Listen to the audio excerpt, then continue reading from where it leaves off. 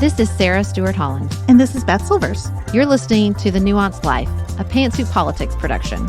We're bringing back this beloved show for a limited run to answer your questions and commemorate your milestones. Join us on Fridays this summer as we talk work, family, faith, and more.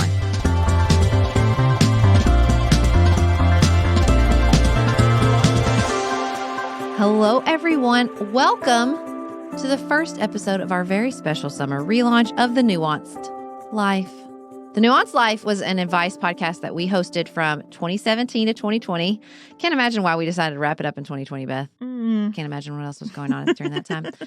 In this podcast, we would answer questions and commemorate special and hard moments in listeners' lives. We really enjoyed doing it, but we did wrap it up. But over the past 4 years, we would often get questions about bringing the Nuanced Life back. But what really made us decide to revisit this format was how often we were getting updates from listeners who had commemorated big things with us. We hugged a pregnant listener who had commemorated infertility struggles at our live show in Paducah. We got wedding photos from listeners who had asked for advice about dating. And we thought, okay, it's time to fire up the Nuanced Life. Just for the summer, we're going to check in, we're going to catch up, and we're going to connect. So that's what our plan is for every Friday for the next 2 months. The Nuanced Life used to have its own feed. We will link that here if you want to go back to some of those old episodes. We hear about people going back to those old episodes whenever they have a specific issue arise in their lives. But we thought we would host the limited run relaunch here in our main feed. So here we're going to share some updates. We're going to commemorate some moments. And we're just going to keep talking, as we used to say, about the messiness of life together. Today, for our first episode, we're going to talk about what Beth has brilliantly named the Incompetence Bonanza. And we're going to celebrate listeners who rejected that narrative and did something big and exciting and hard anyway. Up next, we're going to talk about new puppies, new jobs, and new homes.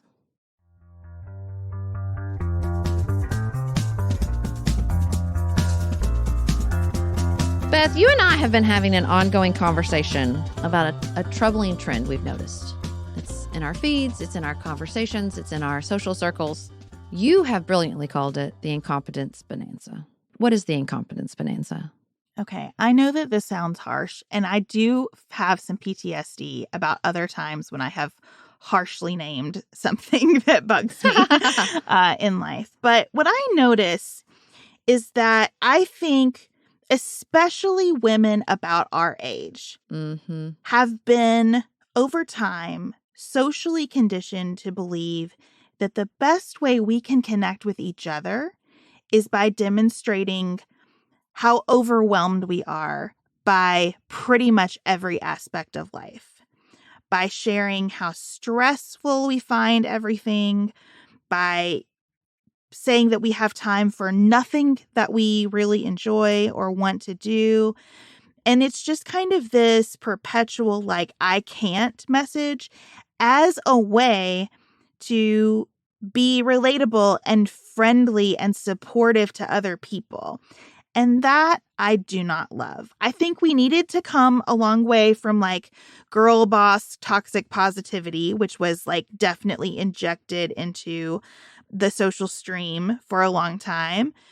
But here again, I do see an overcorrection in what feels like, let's celebrate how little we can do for ourselves. And look, I just think in every area of life, finding the line between acknowledging real difficulties and not over-identifying with being in a difficult point in life is just hard. It's a hard balance. And, you know, I mean, hello, we just talked about that we felt overwhelmed and ended the Nuanced Life in 2020 because there was a pandemic. But it's not as if we decided that that's who we were, that we were perpetually overwhelmed. I really think a lot about during that time period, how we said, you know, women are overwhelmed, they're leaving the workforce. And then they all came back and everybody came back to work and women work in like higher numbers than before the pandemic. Like we got that all the way wrong on our social commentary because women are competent. The women in my life are hyper competent, even the ones who are stressed, even the ones who are overwhelmed. I don't think we look at each other enough and say like, you're incredible.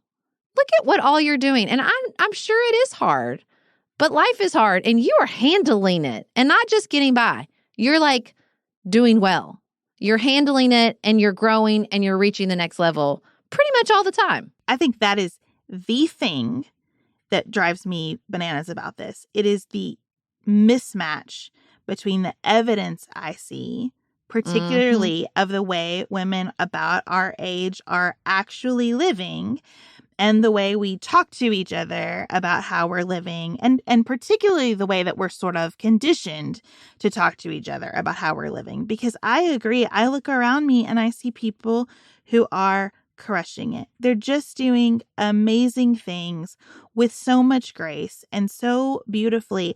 And that's not that they don't have a season or a week or a life event that creates genuine overwhelm and they need real help. It is that in the big picture, that help is there because other people are awesome, right? And other people are supportive and other people do have it together enough to show up and help them. And I just feel like we're selling ourselves very, very short on how much, especially like, I'm tied to my own experiences here, but I do feel here in my 40s, like, man, I can do a lot of things. I can get a lot done in the course of a day, even more in the course of a week. And I feel really good about all the skills and experiences that have come together to make that true for me and for lots and lots of people around me. Well, and here's where I think is the hard part. We have tough talks here at the Nuanced Life, so I'm glad we're kicking it off strong. Often our self-talk is wrong. And I think we have a narrative that like, we know ourselves and we need to stick up for ourselves. And so when we say we're overwhelmed, like it's really important to articulate that. And I don't disagree with any of that in theory. But I also know that one of the most powerful lessons I learned was that my emotions are relevant, but they are not always reality. And I will have a narrative about something, a relationship, a tough moment, how I handle things. And the simple act of me asking myself, my partner, a good friend, my therapist going, but is that true? And me going, oh, maybe not. And then shifting what I'm telling myself, just going, okay, just turning it ever so slightly really changes things. And I think when we get stuck and we have this narrative that this is what it's supposed to be like to be a woman with young kids, or a man with young kids, or a person in the world in their 30s or in their 40s, or a millennial, like all that writing that like millennials got screwed and like everything about it is harder. Like you get stuff like that popping up in the culture, and you read enough posts that make you feel seen in that same narrative, and then it just becomes predictive because so much of our emotions are predictive. Like it's not that we are feeling something sincerely; it's our brain going, "Oh, this is what you're supposed to feel right now, so this is what I'll make you feel." There's a great hidden brain about that we will link in the show notes. And I always try to remember that, like, wait, where can I stop? And that's what I love so much about these listener stories we're going to share. They stopped and said, wait, is this true? Is what I'm telling myself true? And I think that it's really important to distinguish, like, we are talking about just normal everyday life and the messages that normal everyday life are too much. We're not talking about depression or, diagnosable health issues or moments of serious grief. There are moments in life that are absolutely overwhelming. There are things people try to handle that cannot be handled alone and that require a tremendous amount of resources to be wrapped around them. When I talk about the incompetence bonanza, I mean like the every week has been so hard and stressful, or I can't possibly do this thing that I think I would enjoy or would make my life better because I can't find 5 minutes for it ever, forever. I just feel like I get a steady stream of you can't because you are a mom who has a job and has kids who are still in school. And I love the people who reject, I'm at a phase in life where I can't do anything, and say, yes, I can. I can still do lots of things.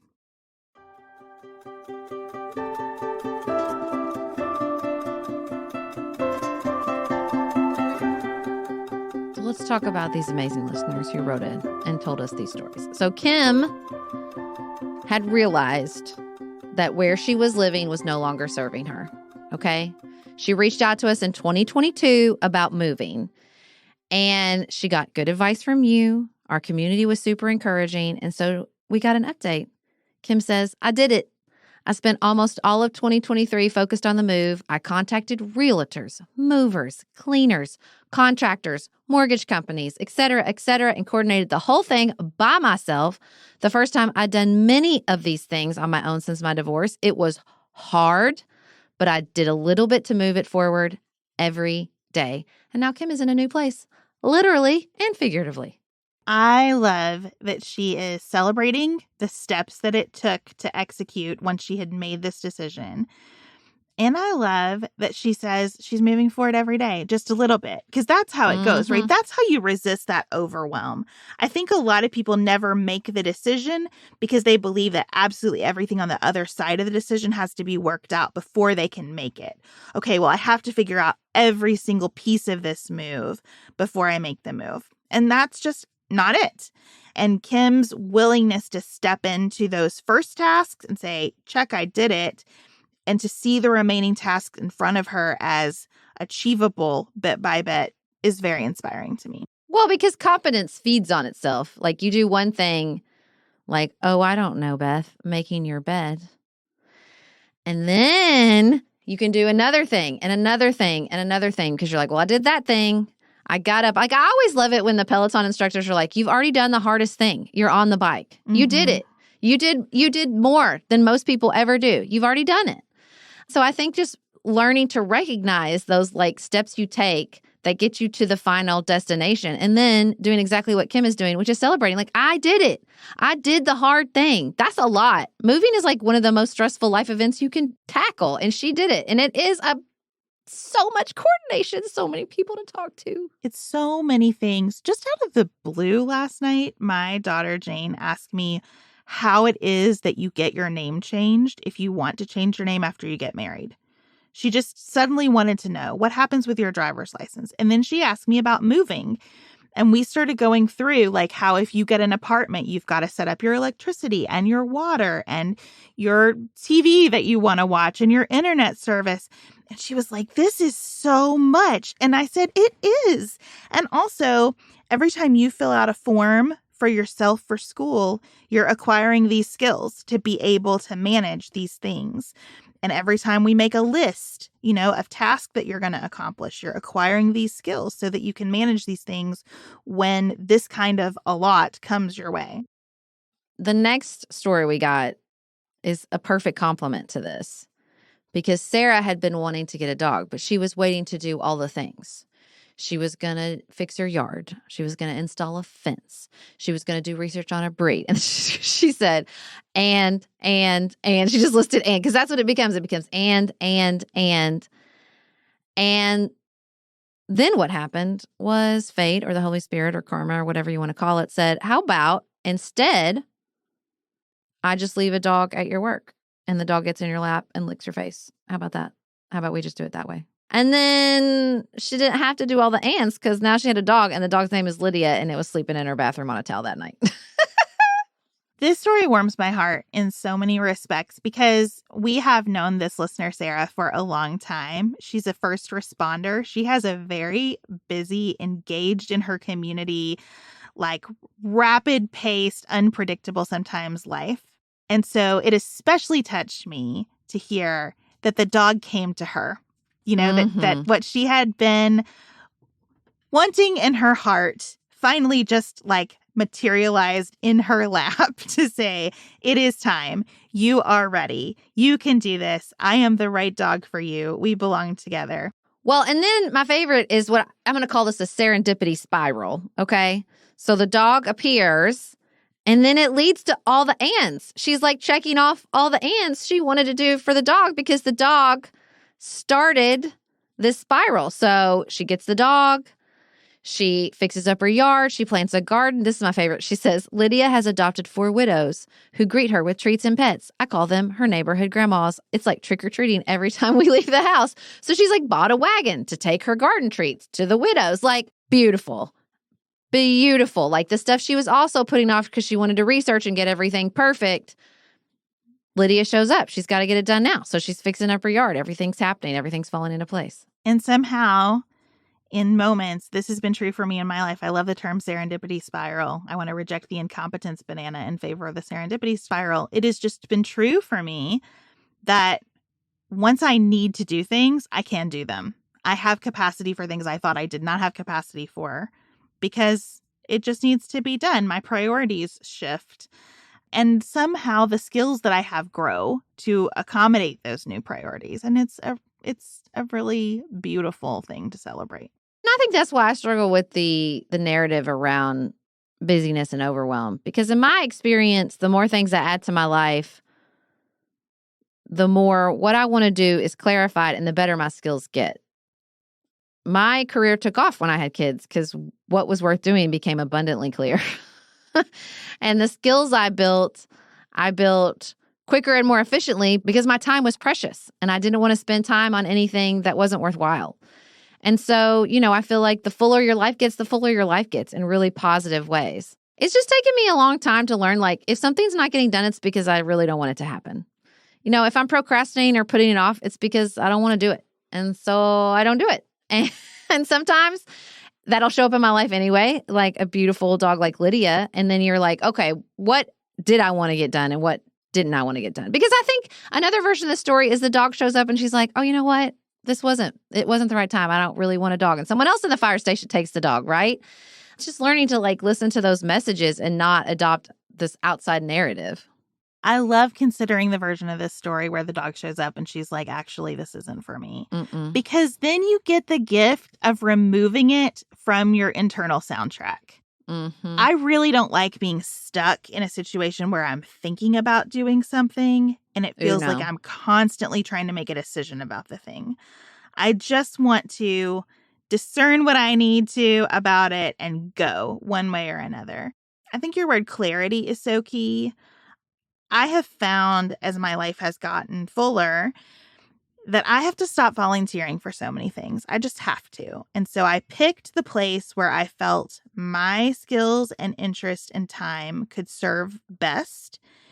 And I rolled off of other volunteer commitments so that I could focus on that place. And my guidepost for myself is that I'm not going to volunteer for something new until my kids can drive. Now, that may turn out to not be true. I may have something like Lydia the dog that causes me to reassess that, and that'll be okay.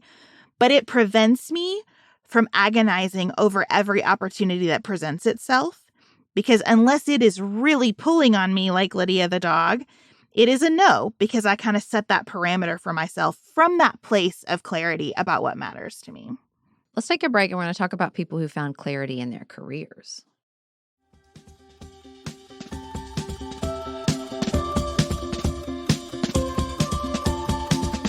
Emily wrote us because she wanted to commemorate a very, very big leap.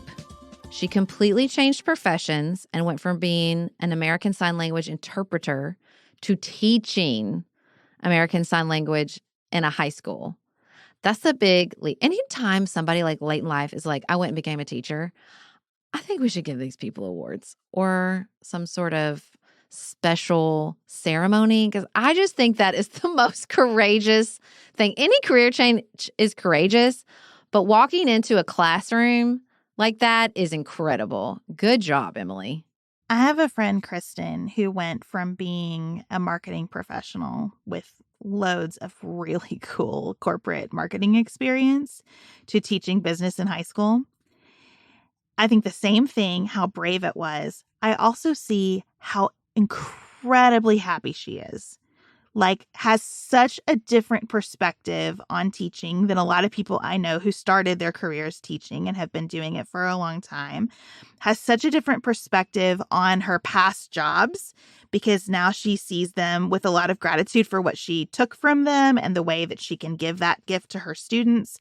It's just come together for her in such a beautiful way. And I think if you are called to that, when you know.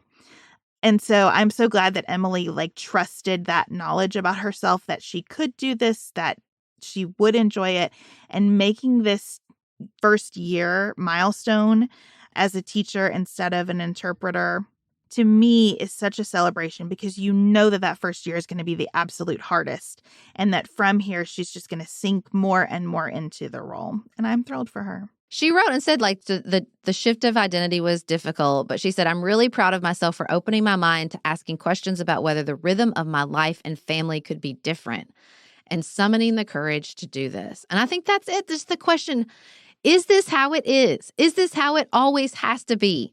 Could something be different? Could I change something? If I have a narrative that I feel is true, what could I change to also change that narrative? I think that that is an incredibly courageous act. I don't think we celebrate enough or acknowledge enough that change is so difficult for so many people. So the people who say, I want to change something that's not working, whether it's just the story they're telling themselves or their jobs or where they live, like it's huge. It's a huge, huge thing.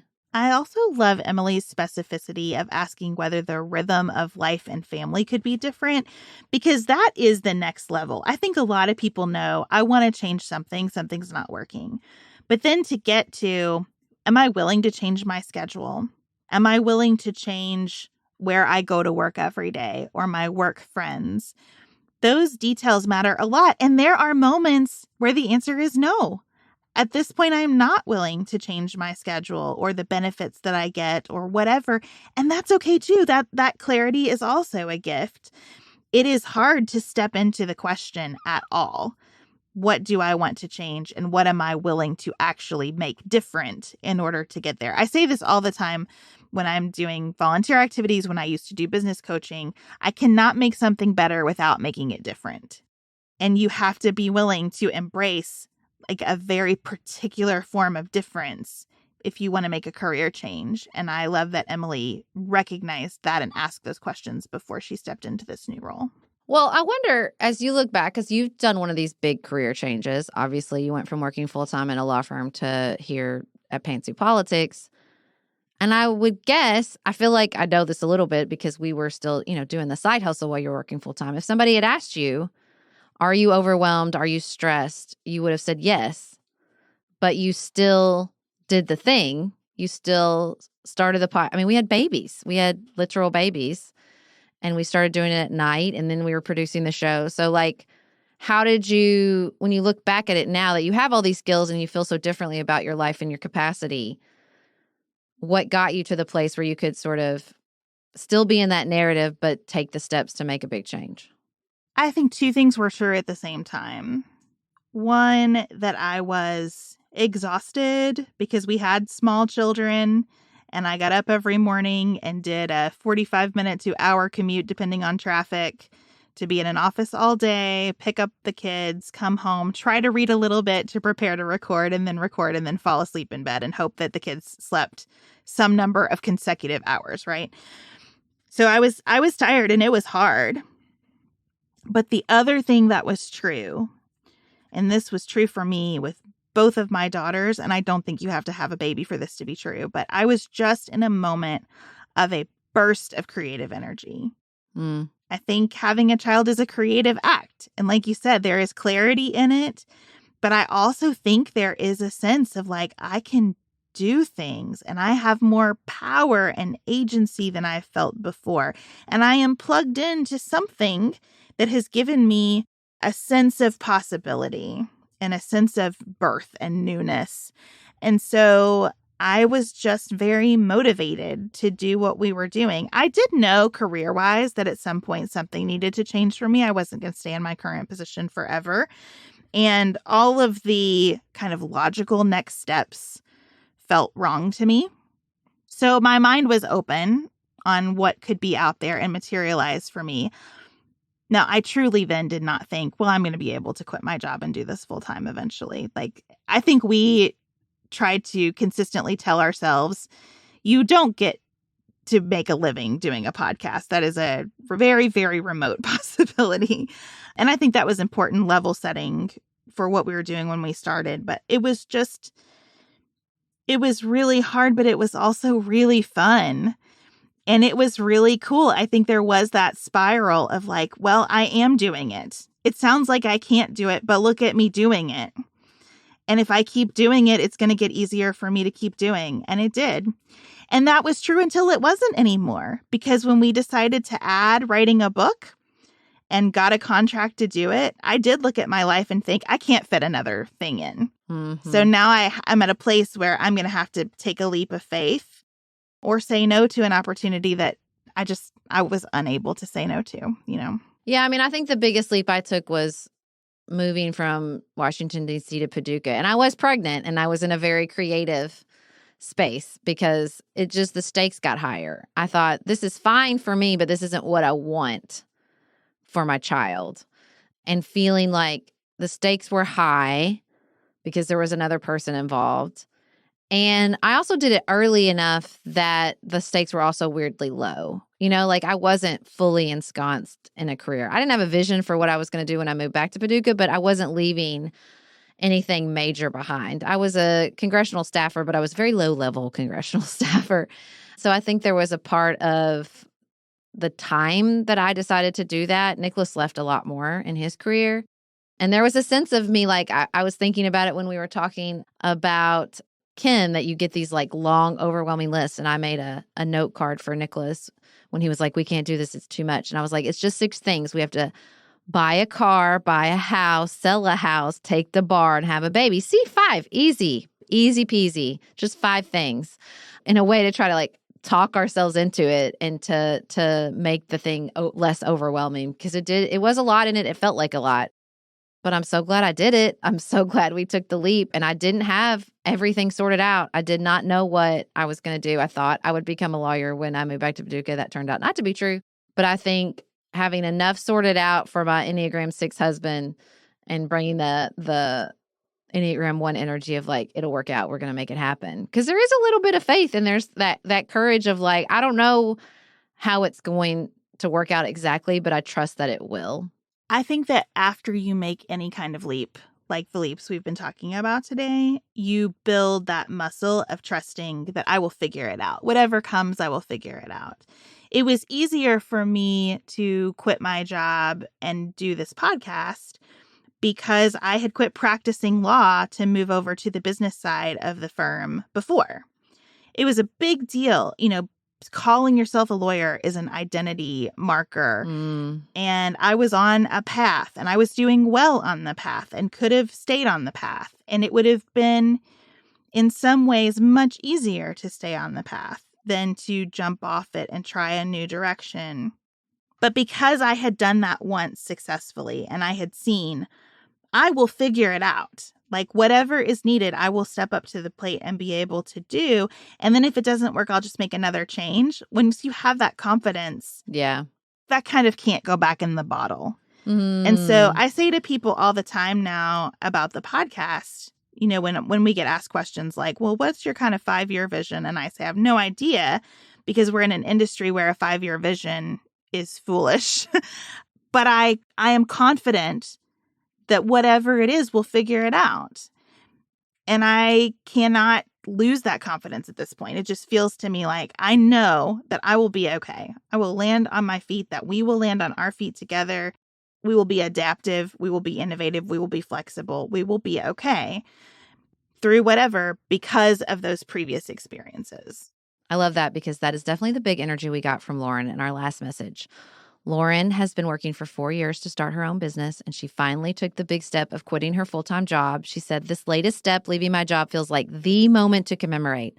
I've learned so much working for others over the last 10 years. One of those things that I really don't enjoy working for others. I'm so excited to be my own boss and also create a culture where people want to be. And you can her whole message is like that. Like it feels big and expansive and full of creative energy, because it is a creative act to look at those rhythms of life and think about what's not working for you and challenge that narrative. Because I guess that's what bugs me about the incompetence bonanza is there's no creativity. I mean, I know that the girl boss and the toxic positivity had a lot of downsides, but there was something about creating the podcast and the blog and doing the things that I did and feeling like that was the internet's vibe. The internet's vibe was all the social media messages, the places that I was, the vibe was go and do your thing, right? The thing take the picture, host the party, like do this thing that calls to you and let us all follow along. Like there was something really exciting about that. And so I guess that's what makes me so sad about so much of the energy around the internet right now isn't it a drag? And I want to be like, no, I don't think being here is a drag. I don't think being a mom is a drag. I don't think owning my own business is a drag. Being on some of these platforms is becoming a drag. But overall, no, I like it here and I like what I'm creating. And I think it's amazing to be alive and to follow your dreams or move across the country or try something new or get a puppy. Like it's all exciting. You know, I knew that I was doing the right thing when I stopped practicing law and went to the business side of the firm because every single thing I did as a lawyer felt like a chore to me. And when I went over to the business side, I was willing to do about anything that I thought would advance the ball. So we had a conference center at the firm, and the kitchen really needed to be cleaned. And everybody was really busy. And I thought, I'm just going to take my team down and we're going to clean this kitchen. And it was such a big deal to the support staff at the firm because they had never seen people who had been in an office with a window willing to roll up their sleeves and like scrub a floor. And we were doing it. And I felt great about doing it. It was not a chore to me at all because I had a goal in mind and I had a vision of how to get there and I was willing to do it. I felt the same thing with the podcast. I was willing to read whatever I needed to read in the pockets of my day to prepare to record. I was willing to sit on my closet floor at night with a microphone stacked up on some books to record with you.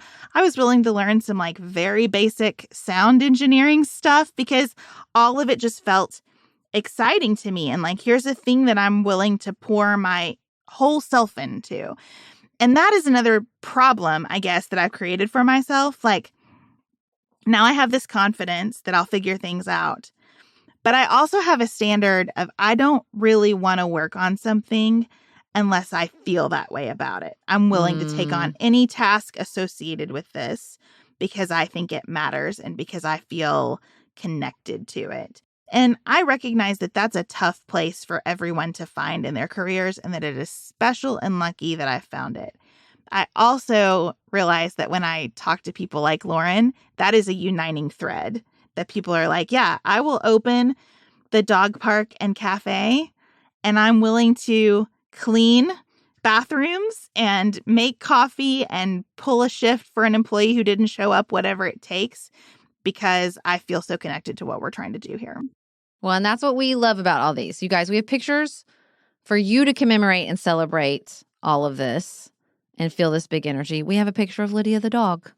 We have Emily in her new school. We have Kim in her new house. And my favorite thing, which is how we wanted to end this episode, is we have Lauryn saying, if you're ever in Columbus, Ohio, and like dogs, come say hello at Bumble's Backyard. That's her new business, a dog park, bar, and coffee shop that is woman-owned and a dream come to life. Oh, that made me tear up. Thank you to Lauryn and Kim and Emily and Sarah for sharing their stories with us today. We can't wait to hear from all of you. Thanks for coming along on this relaunch of the Nuanced Life, this fun summer series. It's a project very close to our hearts, and we're so excited to share more with you over the next few weeks. And we will be back in your ears on Tuesday with an episode of Pantsuit Politics.